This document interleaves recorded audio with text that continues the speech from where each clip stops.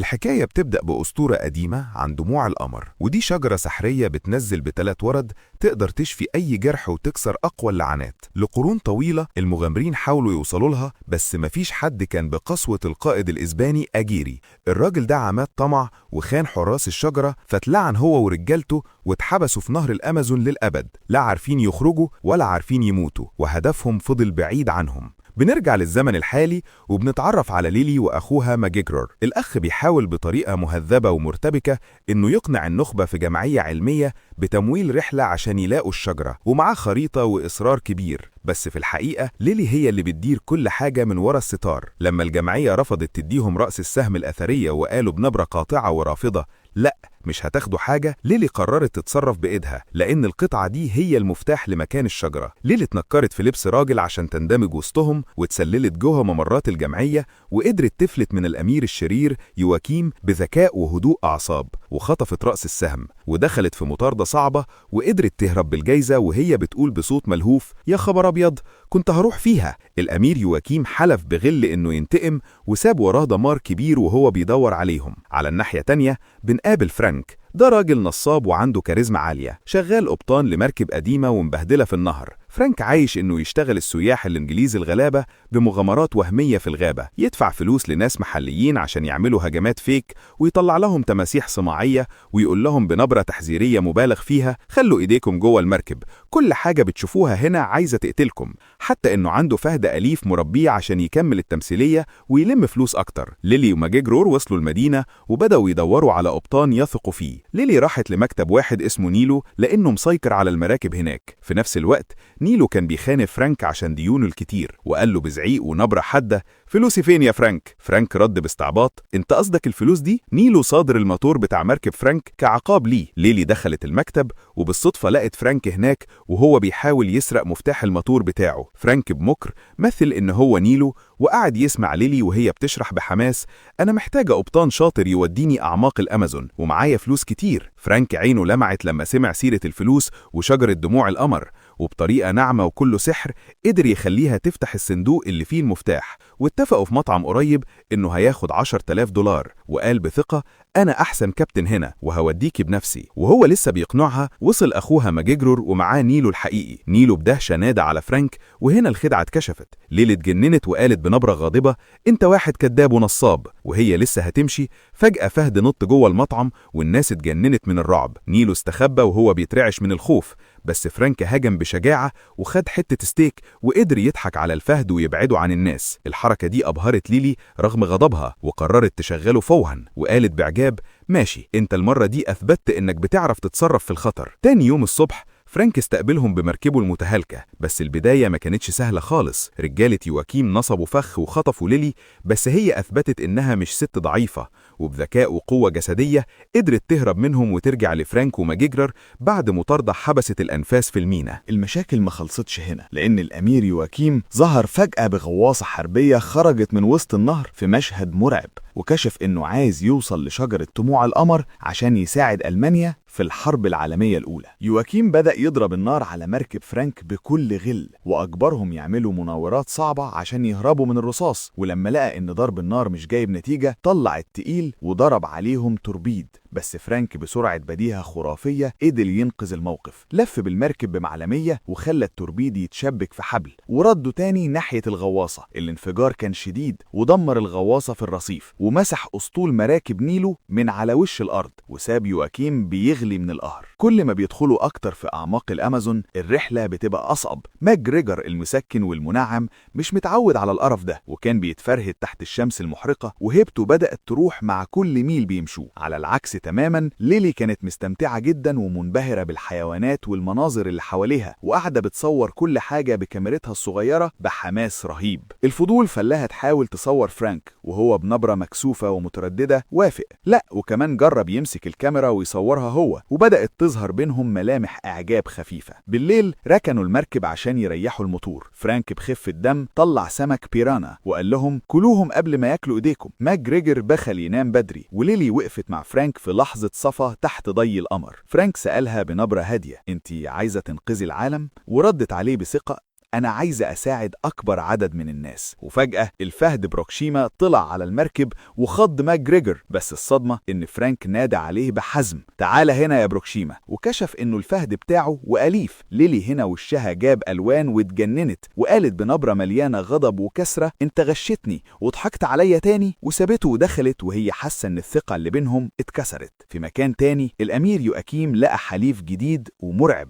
وصل لأعماق الغابة ولقى جثة القائد أجيري الملعونة مركونة على الشط. صب عليها مية سحرية وسحاه من الموت. أول ما أجيري قام التعابين بدأت تخرج من جسمه في منظر يقشعر له الأبدان. يواكيم عرض عليه صفقة شيطانية: ساعدني ألاقي دموع القمر وأنا هفك لعنتك. أجيري وافق بنبرة مرعبة لأنه نفسه يخلص من العذاب ده. ويواكيم طلق سراحه هو ورجالته عشان يبدأوا المطاردة. تاني يوم مركب فرانك قربت من منطقة شلالات ومنحدرات مائية خطرة جدا. ليلي رغم إنها كانت بتترعش من الخوف صممت يكملوا في الطريق ده عشان أسرع، وفرانك وافق بتردد واعتمد على خبرته. المركب كانت بتتخبط وسط الموج العالي والكل كان ماسك في أي حاجة قدامه عشان ما يتحدفش بره. وفي لحظة المركب نزلت نزلة موت وخبطت في مية هادية تحت، والكل بدأ يرجع من كتر الدوخة. حتى الفهد بروكشيما وقف على جنب المركب وبدأ يرجع مع البشر. وهم واقفون يلموا خشب للموتور ماكجريجور فتح قلبه لفرانك وحكاله بنبرة حزينة ومؤثرة: هو ليه جاي مع ليلي؟ أنا لما أعلنت إني شخص مثلي عيلتي كلها رمتني، مفيش غير ليلي اللي وقفت جنبي وحمتني، وعشان كده أنا وراها في أي حتة حتى لو في جهنم. في الوقت ده ليلي كانت بتتسلل في أوضة فرانك ولقت خرايط وورق عن أسطورة دموع القمر. واجهته وقالت بنبرة اتهام حادة: أنت عايز السحر ده لنفسك صح؟ فرانك ما أنكرش وقال بأسف: ده كان حقيقي زمان، بس دلوقتي أنا هدفي بس إني أساعدك تنجحي. كلامهم اتقطع لما قبيلة من الغابة هجمت عليهم برماح وصيحات مرعبة، وفرانك قعد يترجم ليهم بتمثيل متقن إنهم في خطر. بس ليلي بطول لسانها وتحديها زودت الجرعة لدرجة إن القبيلة مشيت وفكوا الثبات الانفعالي وكشفوا إن دي مجرد تمثيلية تانية من تمثيليات فرانك. رغم اللحظة المحرجة ليلي ذكائها مسكتش واستغلت الفرصة وطلبت من زعيمة القبيلة تترجم ليها الرموز اللي على رأس السهم. الزعيمة كشفت ليها لغز كبير: اللي بيدور على دموع القمر لازم يحول المية الحجر ويداوي القلب المكسور. ووضحت لها إن الشجرة ما بتزهرش غير تحت قمر البكاء النادر، وده هيحصل كمان يومين بس. وقالت لها تمشي ورا رمز التعبان اللي بيعضد ديله، وده تفصيل ليلي افتكرته فورا من خيطتها. وقالت بانبهار ودهشة: يا خبر، الفكرة بدأت توضح قدامي. ليلي حست إنها خلاص معاها كل الخيوط ومش محتاجة مساعدة فرانك الكذاب، فقررت تنهي الشراكة. ادت باقي حسابها وقالت له بنبرة حازمة وقاطعة: خلاص يا فرانك، طريقنا بيفترق هنا. فرانك كان باين عليه الضيق بس سابها تمشي من غير كلام. لكن بالليل القرية اتقلبت لساحة حرب. أجيري ورجالته الملعونين هجموا فجأة بغل عشان ياخدوا رأس السهم. القرية اتملت صريخ وضرب نار، وليلي لقت نفسها في وسط خناقة موت. ورغم انها قاومت بشجاعة الملعونين غلبوها وخدوا منها رأس السهم. وهم لسه هيهربوا فرانك ظهر في اللحظة الأخيرة ودخل في قلب المعركة عشان يحمي ليلي وماكجريجور، وقدر يرجع راس السهم ويحدفه ليلي وهو بيصرخ فيها تهرب. في وسط الفوضى دي أجيري غرس خنجر في ظهر فرانك ووقعه من فوق الشجر. ليلي وماكجريجور جري وهم مرعوبين بعد ما زعيمة القبيلة قالت لهم يهربوا ورا النهر لأن الملعونين ما يقدروش يمشوا بعيد عن المية. وهم بيجروا تعابين أجيري لفت حوالين ليلي، بس الغابة اتدخلت فجأة. الجذور والشجر شدوا أجيري ورجالته ورجعوهم لشط النهر تاني بسبب اللعنة. أجيري لما لقى نفسه محبوس بعت نحل برسائل مشفرة عشان يوصل للأمير يواكيم مكان راس السهم. مع أول ضوء للصبح ليلي لقت فرانك قدامها، صرخت بفرحة ولهفة: فرانك، انت لسه عايش؟ بس الفرحة دي طارت لما ماكجريجور لاحظ ان الخنجر لسه مغروس في ظهره. سألوه بذهول ورعب ايه اللي بيحصل، ففرانك اضطر يقول الحقيقة بنبرة هادية ويائسة: أنا واحد من الأسبان الملعونين. ليلي من صدمتها شدت الخنجر من ظهره، والمفاجأة إن فرانك ما حصلوش أي حاجة. ماكجريجور ما تحملش المنظر وأغمى عليه فوراً. ليلي قررت إن الرحلة بقت خطر على أخوها، فسابت ماكجريجور في أمان مع أهل القرية وكملت مع فرانك لوحدهم. في الوقت ده النحل اللي بعته أجيري وصل لغواصة يواكيم، وقدر الأمير يفك الشفرة وعرف مكانهم بالظبط، وبدأ يجهز رجالته للهجوم الأخير. فرانك وليلي كملوا طريقهم في النهر، وهنا فرانك بدأ يحكي حكايته المأساوية اللي بقالها 400 سنة. حكى إنه كان الصديق الصدوق لأجيري زمان، وإنهم خرجوا يدوروا على الشجرة عشان أجيري كان عايز ينقذ بنته اللي بتموت. فرانك كان هو الرسام اللي بيرسم الخرايط، والخريطة اللي مع ليلي دي هو اللي رسمها بإيده من قرون. فرانك حكى بصوت كله وجع وندم إن إيمانه بأجيري ضاع لما أجيري غدر بالقبيلة اللي أنقذت حياتهم، وحاول يقتل بنت الزعيم عشان ياخد راس السهم. فرانك اتدخل وحماها وساعدها تهرب، وده خلى أجيري يقلب عليه. وقبل ما الحرب بينهم تخلص، الزعيم وهو بيموت لعنهم كلهم وخلاهم مربوطين بالأمازون للأبد. فرانك حكى إنه قدر يضحك على أجيري ورجالته وحبسهم في كهف بعيد عن المية، والسنوات حولت أجسامهم لأشكال مرعبة ومقرفة وسط الغابة، وهو فضل لوحده شايل ذنب 400 سنة من الندم والتعب. ليلي قعدت تسمع فرانك باهتمام وتعاطف، وسألته إزاي قدر يعيش السنين دي كلها. فرانك حكى لها بنبرة هادية: أنا اللي بنيت المدينة اللي لقيتيني فيها دي، كنت بحاول أعمل لنفسي حياة طبيعية وأنا بدور على الشجرة، بس مع الوقت كنت بشوف أصحابي بيموتوا قدامي لأنهم بشر طبيعيين وأنا لسه عايش. حكى لها إنه بنى مركبه كويلة ولف النهر كآلاف المرات لحد ما فقد الأمل وقرر يقلبها رحلات سياحية ونصب عشان يتعايش مع الوضع، وصاحب الفهدة بروكشيما عشان تكون ونسته الوحيدة. في الوقت ده الأمير يواكيم ما كانش بيضيع وقت وقدر يوصل لماك جريجور بسهولة.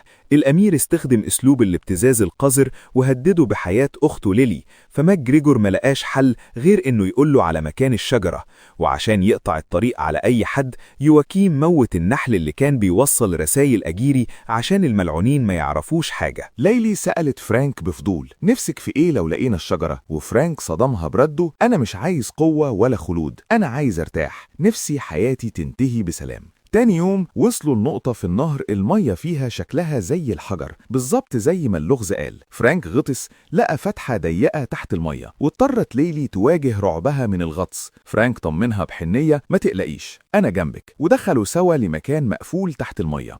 ليلي بدأت تفقد نفسها وتغرق، بس فرانك بحركة جريئة حاول يديها هوا من نفسه لحد ما قدرت تشد الرفعة وتصفي المية. ليلي أول ما فاقت لطشت فرانك قلم على وشه وقالت بنبرة غاضبة: انت ازاي تسيبني تحت المية كده؟ بس الموقف ده خلى المشاعر اللي بينهم تزيد أكتر. أول ما المية صفيت الأمير يواكيم ظهر ومعاه ماجريجور رهينة، وكمان نحلة تانية كانت مراقبة ليلي وصورت المكان وبلغت أجيري ورجالته الملعونين. يواكيم خد رأس السهم من ليلي وأجبر فرانك يوصلهم للشجرة بمركبه. وصلوا للشجرة اللي كانت باينة كأنها ميتة وفروعها ناشفة، بس ليلي بذكائها اكتشفت إن رأس السهم عبارة عن قلبين راكبين في بعض. فكوا القطعة وحطوها في قلب الشجرة، ومع ضوء قمر البكاء الشجرة نورت بشكل يبهر العين وطلعت بتلات سحرية بتلمع. يواكيم أمر رجالته يلموا الورد بأي تمن، وقامت خناقة طحن. فرانك وماجريجور والفهدة بروكشيما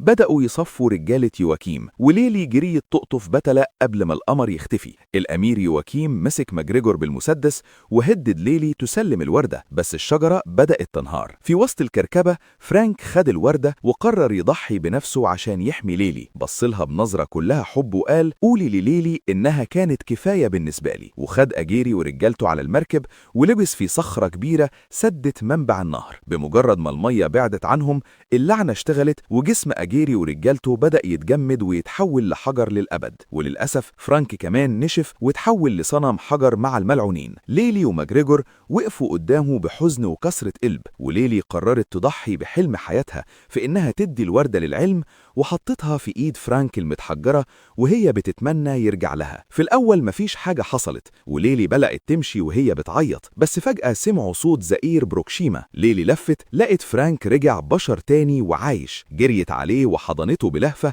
والشجرة كأنها بتشكرهم وطلعت آخر بتلة سحرية. ليلي خدتها معاها كذكرى. الفيلم بيخلص بمشهد في لندن، ليلي وفرانك راكبين عربية شيك وماجريجور معاهم، والفهدة بروكشيما قاعدة ورا بكل روقان، وبدأوا حياة جديدة مليانة حرية ومغامرات بعيدا عن لعنة الماضي. الفيلم بيعلمنا إن التضحية هي أعلى درجات الحب، وإن الخلود الحقيقي مش في إنك تعيش للأبد، بل في الذكرى الطيبة والمواقف اللي بتسيبها في قلوب الناس اللي بيحبوك. وعلى رأي فرانك، الحياة مش بطول السنين، الحياة بالمغامرة اللي بتعيشها والناس اللي بتحبهم. ليلي وفرانك أثبتوا إن الشجاعة الحقيقية هي إنك تواجه خوفك حتى لو كان الخوف ده هو الموت نفسه. لو وصلت معانا لحد هنا واستمتعت برحلتنا في الأدغال، ما تنساش تدينا لايك متين وتقول لنا في التعليقات لو كنت مكان ليلي كنت هتختار تنقذ فرانك ولا تنقذ البشرية بالوردة السحرية. اشترك في القناة وفعل الجرس عشان يوصلك كل جديد في عالم السينما. شكرا على المشاهدة